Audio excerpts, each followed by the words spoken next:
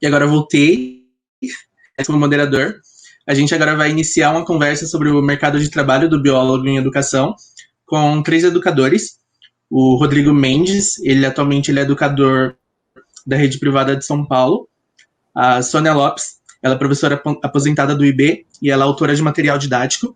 E a Eliana, que ela é uma professora aposentada do Departamento de Genética e que desenvolve trabalho ligado à educação e divulgação científica no genoma. Bem-vindos. Obrigado. Oi, boa tarde.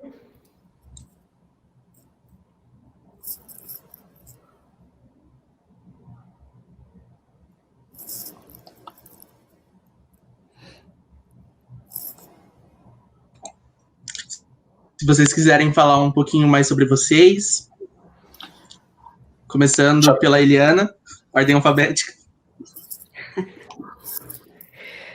Bom, pessoal, como já foi falado, eu sou uma professora aposentada do Departamento de Genética. Depois da aposentadoria, que já foi há bastante tempo, eu continuei fazendo atividades de educação e difusão no Centro de Estudos do Genoma Humano e Células-Tronco.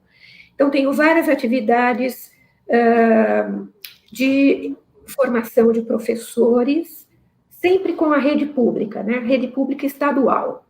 E já tem 15 anos que eu tenho bastante contato com esses professores. Então, o que eu mais... a minha visão maior é voltada para o ensino público, né? Então, embora eu não exerça essa função atualmente, lá no início da minha carreira, eu também já fui professora no ensino médio. É isso, mais ou menos. Depois, se vocês quiserem saber mais algum detalhe, é só perguntar.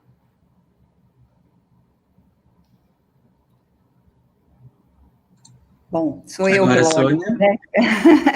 Isso. Bom, também, como já falaram, sou professora aposentada, assim como Eliana, e ao longo da nossa carreira, da minha carreira, a Eliana também teve muita convergência com coisas que eu fiz, né?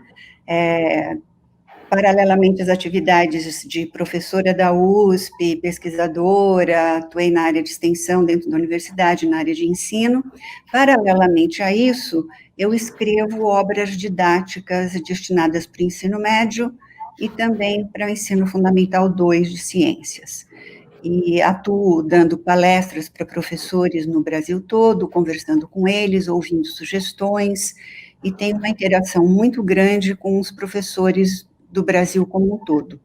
Não só por meio das palestras, mas também por meio de contatos por mensagens, e-mails, WhatsApps. Então, a gente acaba entrando em contato por essas mídias digitais com pessoas do Brasil todo. E isso é muito produtivo, porque a gente consegue ter um espectro das necessidades dos professores que estão na ativa no Brasil. Certo, agora o Rodrigo. Boa tarde, meu nome é Rodrigo Mendes, eu sou professor, então, de Biologia há mais de 15 anos, numa escola particular aqui da cidade de São Paulo. Queria falar que é um prazer estar aqui no evento, conversando com 2 professoras que foram tão importantes para a minha formação no próprio IB, mas também como exemplos, né, de profissionais que inspiram a nossa prática, né. Eu tenho um mal de professor que, além de falar muito, eu uso muito apresentação para falar, mas eu vou tentar não usar aqui. Eu tinha preparado algumas coisas para conversar com vocês, pensando um pouco na carreira de professor, né? Como a gente chega até aqui, né? Na sala de aula, como a gente faz essa escolha. É muito legal que a gente, quando escolhe ser professor, no início, a gente está muito centrado no nosso prazer em estudar biologia. E a gente vai aprendendo um novo prazer, que não é necessariamente ter o melhor palco, a melhor lousa, mas é ajudar o desenvolvimento do estudante.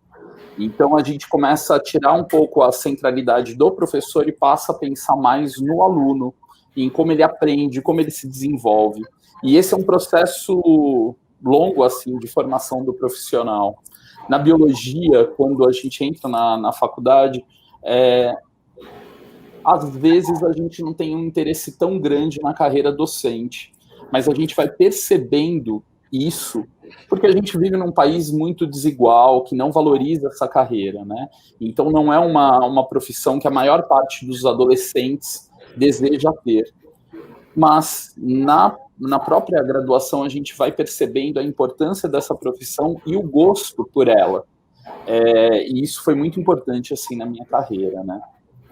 Eu vou deixar mais para a gente responder perguntas do que ficar falando. Acho que é mais produtivo, né? A gente já tem uma pergunta.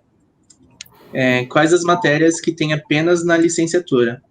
Mas eu acho que essa é uma pergunta mais direcionada para mim do que para os professores, mas os professores, eles também tiveram essa experiência, né? Se vocês quiserem complementar alguma coisa. O nosso ciclo básico, ele é dividido em núcleo avançado e núcleo básico. Aliás, a nossa graduação.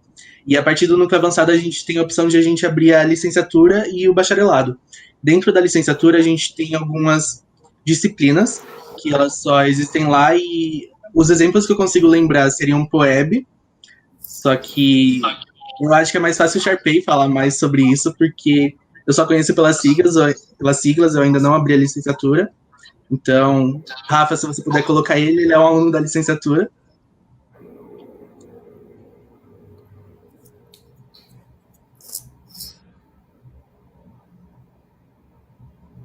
O Igor vai falar, a gente fala um pouquinho. Isso, se vocês quiserem falar enquanto o Igor vai ser colocado na chamada. Ok. A licenciatura... Oi, Igor. Tudo bem? Você pode continuar, professora. Melhor, mas nós temos disciplinas, durante o curso básico, nós temos 2 disciplinas que são voltadas para a licenciatura. Isso foi uma questão importante que a própria USP, quando reviu seus programas de licenciatura, ela previu a introdução de 2 disciplinas de licenciatura logo no início, nos primeiros 2 anos, para que o aluno possa ter uma proximidade maior com essa área. No caso do nosso curso de biologia no IB, o ingresso é único para bacharelado e licenciatura, de modo que ter colocado essas disciplinas antes foi muito bom, porque os alunos já começaram a entrar em contato com elas, né? E depois vêm as disciplinas mais específicas, mais tarde, mais específicas de licenciatura, mas o que é importante dizer é que na formação geral do nosso biólogo, a gente não faz diferença entre, isso aqui só bacharel tem que saber, isso aqui só licenciado tem que saber. A gente tem uma formação geral muito ampla, tem essas disciplinas mais voltadas para a licenciatura, mas não significa que o aluno não possa, que quer fazer bacharelado, não faça também as disciplinas de licenciatura, entendeu?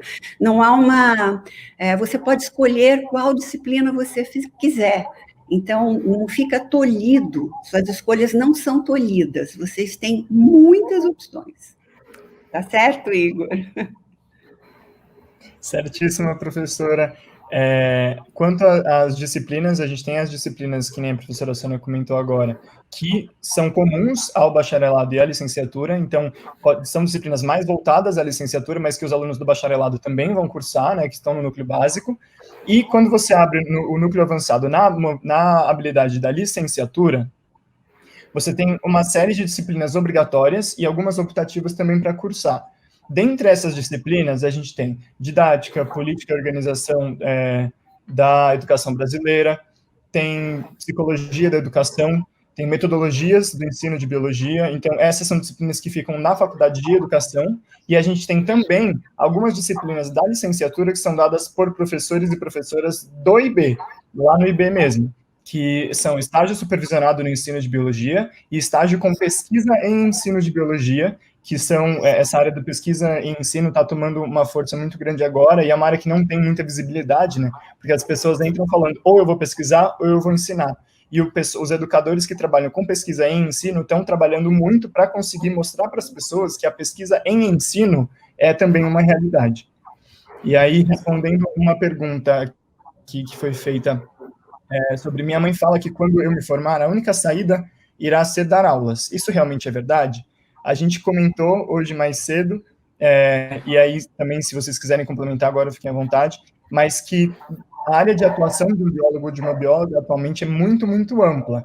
Então, não é só pesquisar ou não é só dar aulas. Tem muita coisa por aí. Inclusive, mais tarde, no próximo bate-papo, é do pessoal falando sobre os biólogos que vão trabalhar em empresas. Então, se quiserem comentar um pouquinho sobre isso, fiquem à vontade. Eu gostaria de complementar um pouco o que o Igor disse com relação às disciplinas de licenciatura dentro do próprio IB. Isso é uma coisa muito importante de ter acontecido na nossa reforma curricular, e veio também em função das modificações da licenciatura da USP. Quando houve a reforma da licenciatura da USP como um todo, o IB conseguiu vagas para docentes específicos para a área de ensino, o que foi absolutamente fantástico.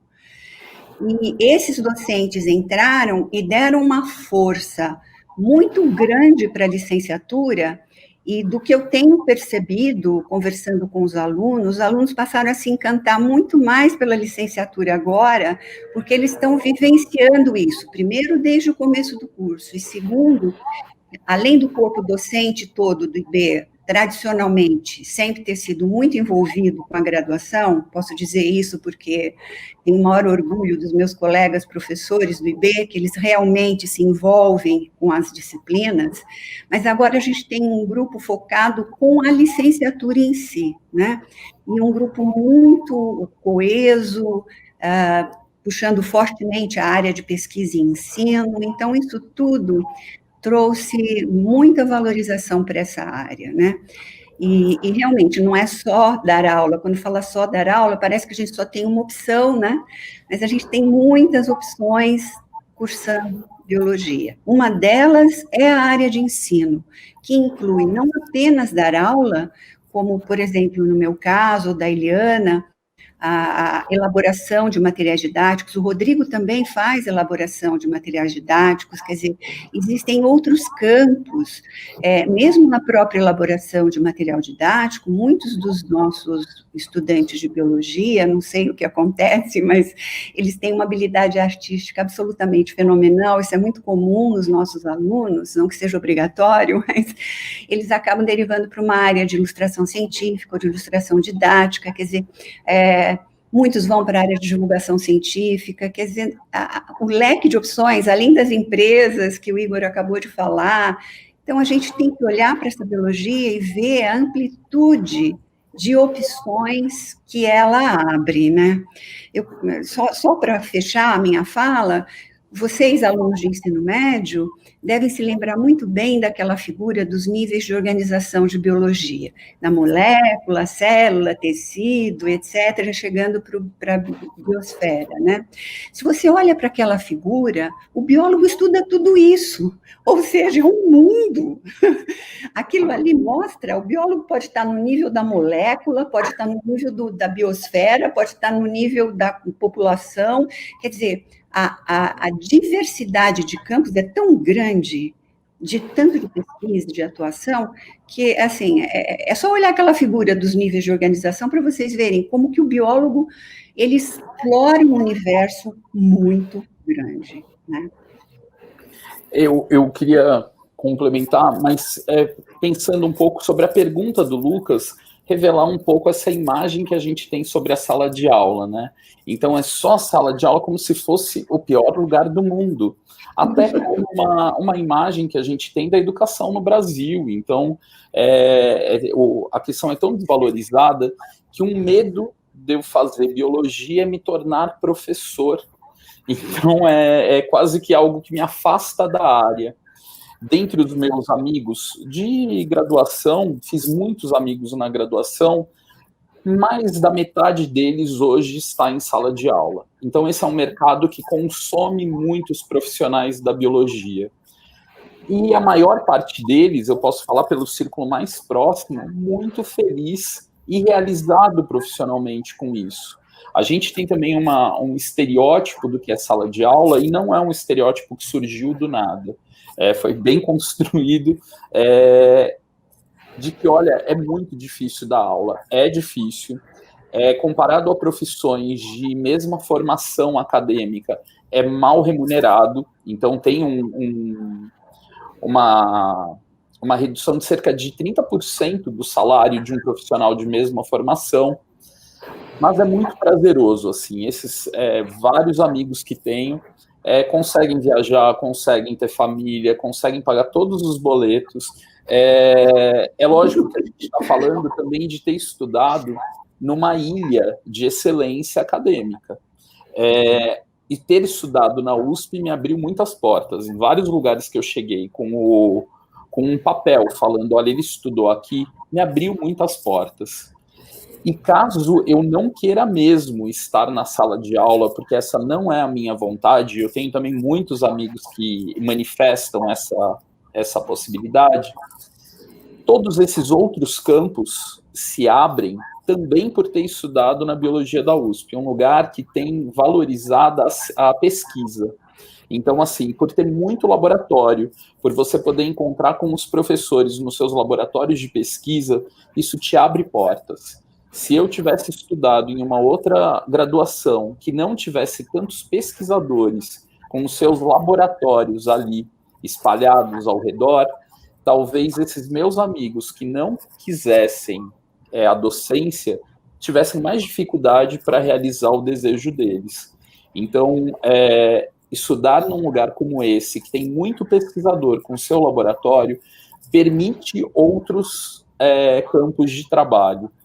Mas é bom a gente pensar, e eu nem vou tentar convencê-los do quão fantástica é a sala de aula, porque eu, quando entrei, também não achava. A minha professora de biologia no ensino médio, ela falava, mas você vai dar aula? Então, os meus modelos de professores também não eram dos melhores. E aí, depois, na graduação, eu fui percebendo como isso era importante, principalmente nos estágios que a gente faz, entrando em projetos com pessoas que trabalham com isso, você vai percebendo experiências muito positivas de sala de aula, né?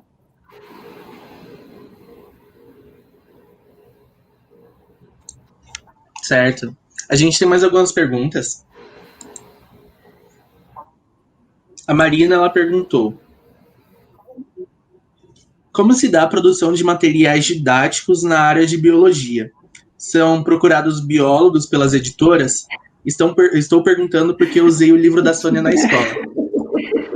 Então, sim, os biólogos são procurados pelas editoras, sim. É um mercado que abre grandes possibilidades de atuação. Hoje, existem obras que são autorais, que tem um autor, né, como é o meu caso, e vários outros colegas que escrevem também, mas existem obras hoje que a gente chama de obras coletivas, em que são chamados os biólogos para escrever, tem um contrato com a editora, e esses biólogos colaboram com a elaboração de uma obra coletiva, né? Então, é um campo bastante procurado pelas editoras e vale a pena você pensar em se encaminhar para uma área de produção de material didático. E não precisa ser só editora, eu acho que a gente tem que também abrir um pouquinho a cabeça que existe a possibilidade de você publicar por outras mídias, né? Então, hoje em dia é muito mais fácil acessar as mídias digitais e você começar a produzir seus materiais de qualidade e, enfim, abrir o seu espaço dessa outra maneira. Eu não teria muita competência para fazer isso, mas é bem interessante. Sempre fico pensando, isso daqui ia ser legal fazer. A Sônia falou de livros, né, ou de materiais na internet, mais escritos. Existem também possibilidades para se fazer materiais para uso kits para ser usados em sala de aula, né? Então, tem um grupo grande no Genoma, que o Rodrigo mesmo já participou, de construção de materiais que facilitam, né, o entendimento de conceitos em sala de aula. Nós, por exemplo, temos centrais de empréstimo desses materiais distribuídos em algumas diretorias de ensino da rede pública. Então, o professor, se ele tiver interesse, ele pode fazer uma orientação técnica de uso desse material e aí ele empresta à medida que ele for tendo necessidade de aplicar em sala de aula. Então, é uma outra possibilidade também. Certo. A gente tem outra pergunta da Marina. Alguém quer complementar alguma coisa antes de partir para outra? A Marina ela perguntou de que forma os professores podem trabalhar com divulgação científica em sala de aula. A divulgação científica ela é importante no contexto da sala de aula? Eu acho que a Eliana já respondeu de certa forma. Acho que é só mais uma complementação. Na verdade, o professor ele vai utilizar todos os materiais disponíveis, né? Ele vai pensar o que pode resolver um problema de interesse para ele, para os alunos. Então, o livro didático, por muito tempo, foi a única forma de entrada de outra fonte de informação além da fala do professor, mas hoje se diversificou. O próprio livro mudou muito, a Sônia... as coleções dela foram mudando muito ao longo do tempo, foram ficando cada vez mais diversas. A gente fala livro, mas assim, é livro com um montão de outras coisas relacionadas à obra, né? Mas também tem outras entradas, outras possibilidades. O Átila gravou um vídeo muito interessante, né, falando sobre a formação dele no IB, que está aqui na USP As Profissões. Ele é o nosso mais popular biólogo e pesquisador e divulgador científico, e ele foi para frente da câmera e começou a gravar aquilo. Tem uma coisa muito interessante na trajetória do Átila, que ele estuda isso também, não é uma coisa espontânea, ele saiu gravando e falando, olá, pessoal. Não, ele estuda, trabalha muito com isso, não é algo que vai acontecendo. E isso, durante a graduação, não foi, pelo menos a minha formação, uma das coisas que eu mais desenvolvi. Isso a gente vai desenvolvendo encontrando pessoas que também trabalham com isso e criando grupos, analisando, participando de projetos. Então, a gente tem uma lógica muito escolar e a divulgação científica acaba sendo puxada por outros espaços, né? Eu cheguei a fazer uma disciplina na ECA, na Escola de Comunicações e Artes, durante a minha graduação em Biologia, sobre divulgação científica. Foi uma experiência muito interessante, porque era um olhar do comunicador, e não do biólogo, nem do educador. E isso é uma coisa também muito interessante de estudar em uma universidade. Em uma universidade, você tem centros de pesquisa, de excelência, em vários pontos do campo. Então, você pode entrar em contato com muita gente, muitos cursos distintos, e preenchendo possíveis lacunas da sua formação. E isso é legal, porque você também vai se responsabilizar pela sua formação. Não é que você se matricula e daqui 3 anos você tem a mesma formação que todo mundo teve. Não.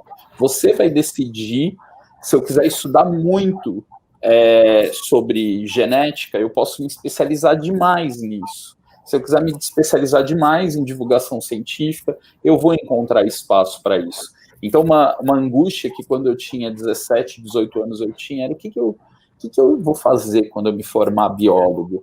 E o que eu conto hoje para quem tem essa angústia é calma. Entrar na biologia é só a primeira angústia que você vai passar. Você vai ter um montão de outras e vai ter que decidir quase que a todo semestre o que é que eu quero? O que é que eu quero? Até hoje a gente se pergunta isso. O que eu quero? Então, fazer uma boa entrada te abre portas, e isso é mais importante do que o fim. O fim a gente vai descobrindo no caminho, mas garantir boas escolhas que te abram portas parece ser mais relevante até do que já o destino final, né?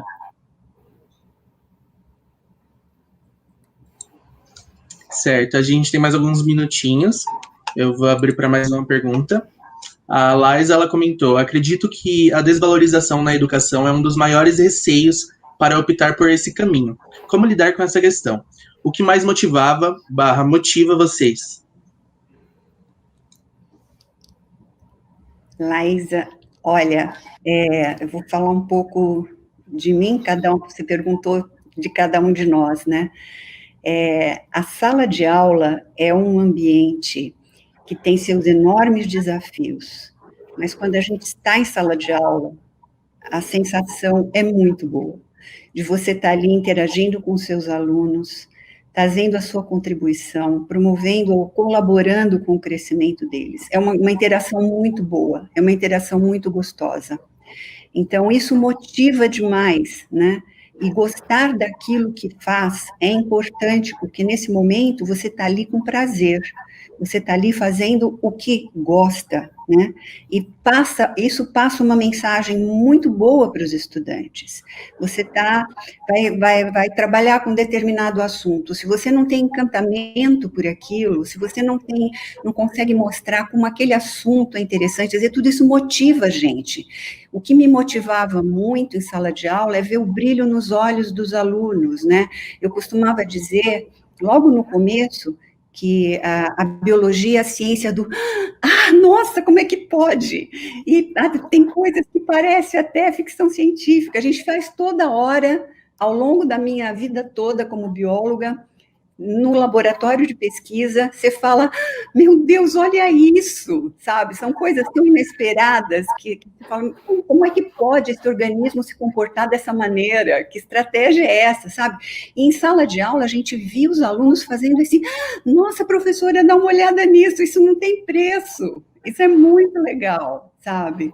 Então, essas coisas vão motivando a gente e eu acho que eu sempre saía mais energizada da sala de aula. Eu sinto muita falta da sala de aula. Às vezes eu dou aula a convite para poder matar um pouquinho dessa saudade. Mas é muito bom estar com os alunos. Eu sempre gostei, sempre gostei. Isso foi uma coisa que da minha pessoa mesmo, assim, era um prazer estar ali.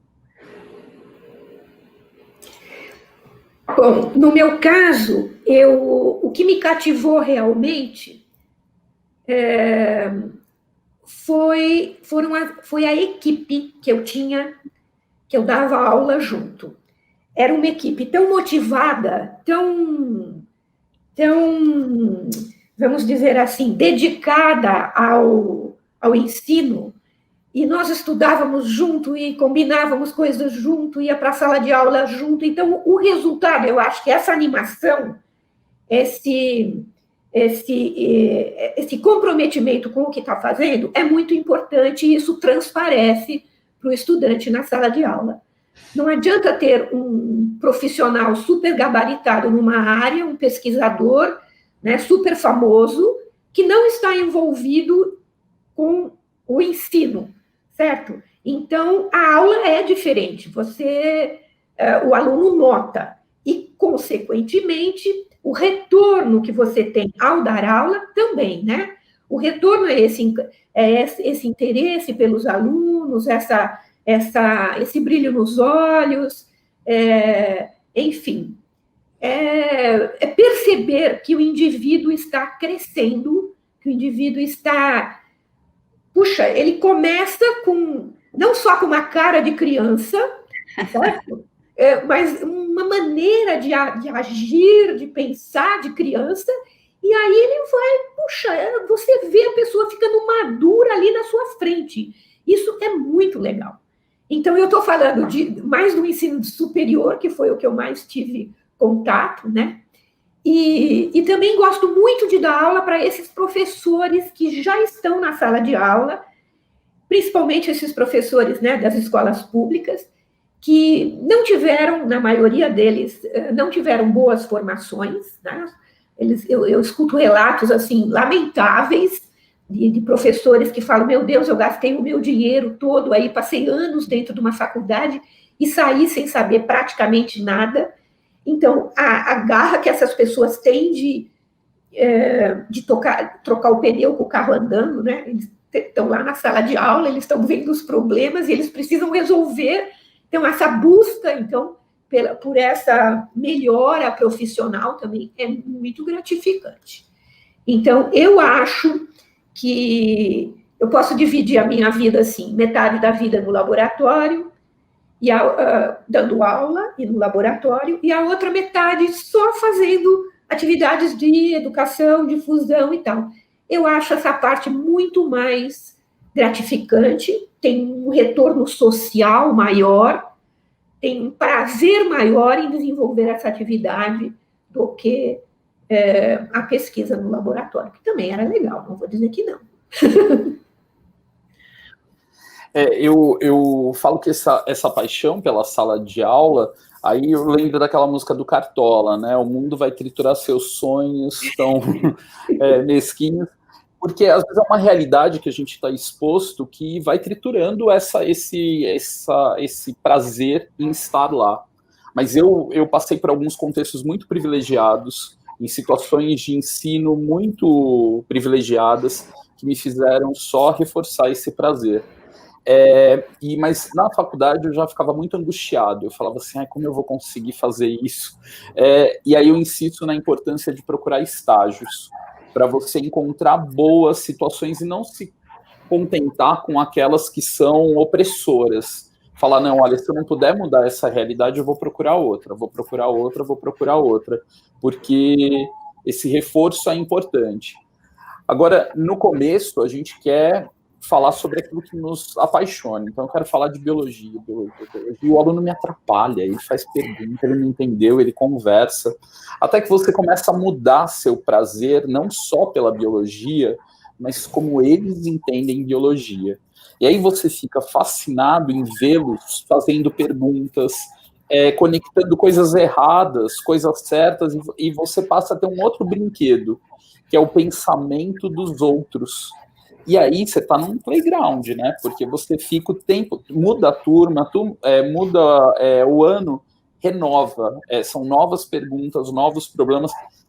E agora sai um filme, como eu vou falar disso com esse filme circulando? Agora tem um aplicativo tal, como eu vou falar disso? Então você tem um brinquedo renovado todo ano, mantendo essa chama, né, esse prazer em dar aula. Mas eu volto à questão dos boletos, assim, porque isso pode oprimir, né, destruir esse desejo, e isso é importante, e não é uma realidade para todo professor brasileiro. Assim, a gente tem uma desigualdade social tão grande que nessa carreira a gente também vai encontrar. O salário de um professor iniciante na rede pública pode ir de 2.000 a 5.000, depende do número de horas de aula que ele pega, se é escola da rede pública, da rede privada. Quando a gente fala em escola, não, eu quero trabalhar na rede particular. Tem uma diversidade infinita de escolas particulares, uma infinidade de escolas públicas muito diversas, com contextos muito diferentes.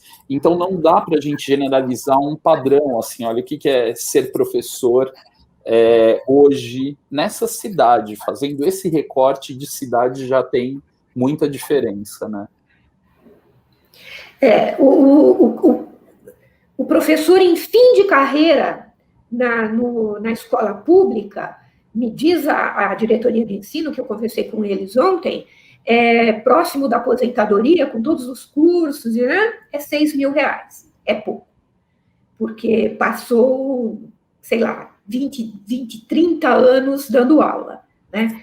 Então, Esse pouco, Eliana, desculpa, num país como o nosso, 6.000, você fala, nossa, é bastante. Mas é comparado a outras pessoas com a mesma formação. Então, um profissional que tenha feito engenharia, economia, no final da carreira, ele vai estar ganhando muito mais, né? Bem pouco. É isso aí. Eu só queria complementar, um pouquinho conversando com professores no Brasil todo, mesmo a experiência da Eliana com formação de professores na ativa, né? Se vocês pararem para pensar, apesar de todas essas dificuldades, tem professor procurando cursos para se aprimorar. Quer dizer, o cara quer ir atrás, ele quer fazer melhor, apesar de tudo isso. Sim. Ele vai lá para um curso com a Eliana, ele vai procurar um outro curso para ampliar a formação dele, ele vai atrás. E eu, quando saía muito para conversar, dar palestras no Brasil, eu voltava, eu sempre comentava, falei, gente, tem professor fazendo cada coisa linda com tão pouco, e estão fazendo, sabe? É admirável. Estou arrepiada até hoje de comentar isso. Sônia, eu participei de um processo daquele educador nota 10, e que eu tive que entrevistar os candidatos. E aí eu não entendia muito o que a professora tinha escrito ali no formulário. Ela falou, não, porque eles não vêm sempre para cá, eles podem ir para outra escola. E aí ela estava numa escola no Pará, entremeada por rios, e dependendo do caminho que ela tinha que fazer, ela daria aula em outra escola, se o percurso... Eu falo assim, eu reclamo de trânsito de 20 minutos aqui nessa... Eu comecei a chorar na conversa, ainda tive que controlar, porque eu falei, esse país é tão imenso e tem pessoas com jornadas muito mais complexas e com esse mesmo prazer em fazer o outro se desenvolver, né? Então isso na balança acaba sendo mais inspirador, né? Eu acho que é um bichinho que come a gente, assim, e que a gente quer ser professor. Não tem jeito.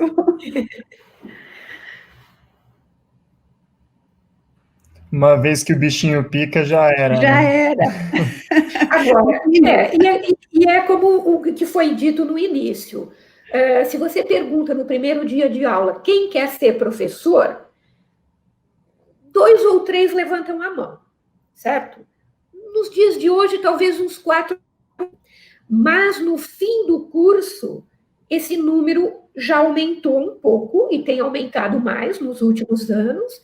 Isso eu acho muito bom, porque com a mudança da licenciatura, as disciplinas não ficaram só na faculdade de educação, que eram dadas de uma maneira um pouco teóricas demais, né?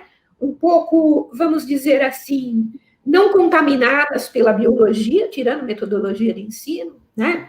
Então, era assim, uma coisa que não atraía muito o biólogo. O biólogo gosta de uma coisa prática, ele gosta de ver, né, como que eu vou fazer para ensinar isto aqui, mas o isto aqui é algo de biologia. Então, eu acho que a nova licenciatura foi muito boa para desenvolver, durante o curso, esse gosto pelo ensino nos estudantes, nos graduandos. Então... Muito bom. A gente tem mais uma pergunta. A Lua, ela perguntou se é possível fazer pesquisa e ser professor. Sim. Eu acho que sim.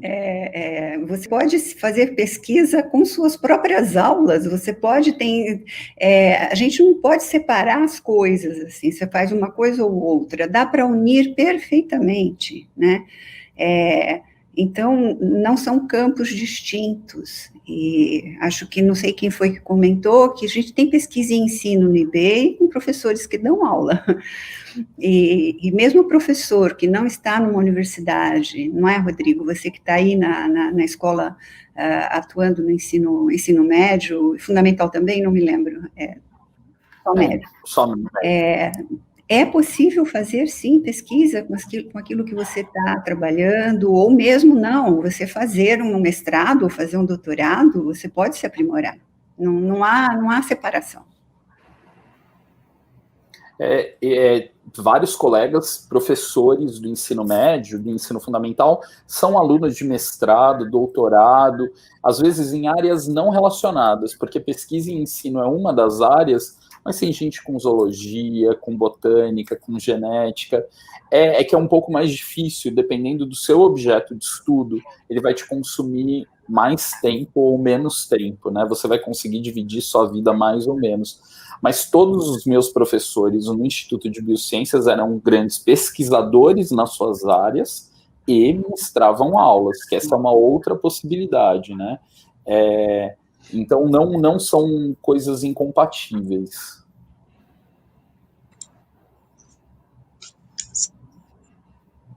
Certo. Então, vamos encaminhando para 5 minutinhos. Tá muito boa a conversa, não queria que acabasse. Mas o Vitácio, ele perguntou, desculpe pela pergunta, mas em qual colégio vocês completaram os seus ensino médio? E se o conhecimento aprendido do ensino médio irá servir apenas para a FUVEST ou são muito importantes para quem também estiver na faculdade? Eu posso comentar tá mais uma perto coisa? De você. Assim, é um erro a gente acreditar que tudo que a gente aprende é útil para alguma coisa, porque aí a gente vai cair numa cilada muito perigosa. Eu brincava na graduação com a minha professora de metodologia de ensino, a Silvia Trivelato, falava, professora, as pessoas se reproduzem sem saber o que é meiose. Então, elas não sabem o que é meiose e vão ter filhos. Então, de verdade, você pode viver sem toda a biologia. Agora vai ser uma vida um pouco mais pobre, porque a biologia te dá uma série de lentes para enxergar belezas no dia a dia, te dá chaves de compreensão do mundo que são muito preciosas. Então, eu lembro da minha graduação, lembro da aula de muitos professores, mas eu não lembro tudo que eles falavam. Se algum aluno me pergunta alguma coisa específica, eu falo, nossa, eu não faço a mínima ideia. Mas às vezes eu até lembro do professor dando aquela aula, só não lembro a informação que ele deu, porque é muita informação. E ainda bem que tem o Google, que se for informação a gente acha. O problema é como eu aprendo, como eu consigo comunicar o que eu aprendi, como eu relaciono o que eu aprendi com o que eu já sabia. Então você tem que encarar o seu ensino médio principalmente como estou desenvolvendo meu cérebro para ficar mais inteligente e conseguir ler melhor o mundo. E a biologia é uma área de conhecimento muito preciosa para você enxergar as coisas do mundo, do nosso corpo. A Sônia fala dos níveis de organização, de tudo, então. Se a gente faz aquela lógica dos níveis de organização. Até em relação às posturas da vida que a gente tem, como a gente enxerga o mundo, como a gente enxerga a diversidade de pessoas, de opiniões. Eu brinco com os meus alunos que para o Darwin a variação era a base do processo de seleção natural, de evolução dos seres vivos. Então, diversidade para a gente é um valor. A gente reconhece isso como importante. Agora, de verdade, se é cromonema, ou cromate de irmã, ou cromossomo, isso pode ser menor, isso não é tão relevante, a gente não usa isso todo dia, ainda bem. O que vai ser importante para a universidade? Eu acho que, assim, todos os cursos começam com bases muito boas, voltando para conceitos estruturantes, independente do seu ensino médio. É lógico que tem o vestibular, mas o próprio vestibular, ele vai te cobrar muito mais se você dá conta daquela quantidade gigante de informação em uma prova. Então, se você dá conta disso, agora relaxa que você vai sentar, vai estudar, vai ter acesso aos especialistas desse tema e vai poder fazer boas provas, vai ficar mais inteligente ainda, aprender a ler coisas novas, a relacionar coisas novas, né?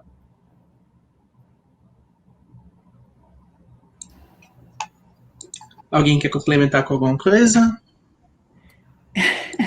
Bom, a vestibular está muito longe de mim, mas a pergunta foi onde a gente se formou. Eu me formei em escola pública, só estudei em escola pública a minha vida escolar inteirinha, e só teve um ano que eu fui para o internato por questões de problemas familiares, mas fora isso, eu só estudei em escolas públicas, me formei no Costa Manso, é uma escola em São Paulo, e não passei no primeiro vestibular.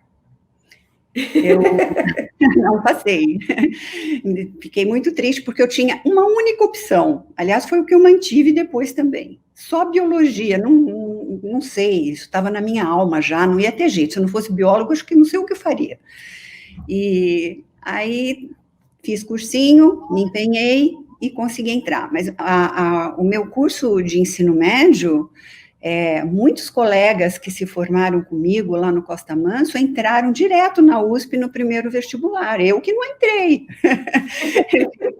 penar mais um ano em cursinho, mas muitos, isso mostra que o curso era bom, né? Muitos colegas, tem colegas que entraram na engenharia, entraram na medicina, eu não entrei, paciência, eu tive que ficar mais um ano estudando, não é morte para ninguém, né? Eu também vim de escola pública. Naquela época, as públicas eram bem melhores do que hoje, em média, né? Mas, então, é muito interessante, porque eu queria fazer medicina. E aí, no cursinho, eu mudei completamente. Eu achei que não era. Aí eu me dei conta de que realmente não era medicina, era biologia. E bom, fiz vestibular, passei e nunca me arrependi. Ainda bem, né? Gente, eu queria agradecer pelo papo.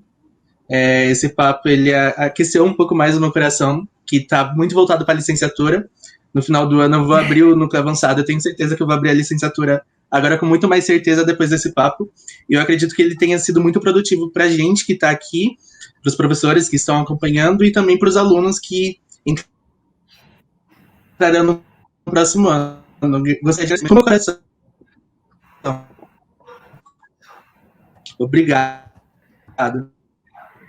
Obrigada pela oportunidade de Vamos participar. encerrar.